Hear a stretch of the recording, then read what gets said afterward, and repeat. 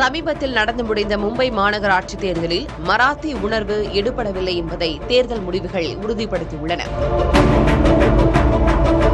மும்பையின் 227 வார்டுகளில் 78 வார்டுகளை மராத்தி அல்லாதோர் கைப்பற்றியுள்ளனர். இது 2017ஆம் ஆண்டு தேர்தலை விட சற்று அதிகமாகும். தனிப்பெரும் கட்சியாக உருவெடுத்த பாஜகவின் 89 வெற்றியாளர்களில் 38 நபர்கள் மராத்தி அல்லாதோர். இது அக்கட்சிக்கு ஹிந்தி மற்றும் குஜராத்தி பேசும் மக்கள் மத்தியில் இருக்கும் பலமான ஆதரவை காட்டுகிறது. உத்தவ் தாக்கரே தலைமையிலான அணி 65 இடங்களையும், ஏக்நாத் ஷிண்டே தலைமையிலான அணி 29 இடங்களையும் வென்றுள்ளன. இவர்களின் வெற்றி பெரும்பாலும் மராத்தி பேசும் பகுதிகளிலேயே முடங்கியுள்ளது. காங்கிரசின் 24 வெற்றியாளர்களில் 16 நபர்கள் மராத்தி அல்லாதோர். இது புலம்பெயர்ந்த தொழிலாளர்கள் மற்றும் சிறுபான்மையினர் மத்தியில் காங்கிரசிற்கு இருக்கும் செல்வாக்கை உணர்த்துகிறது.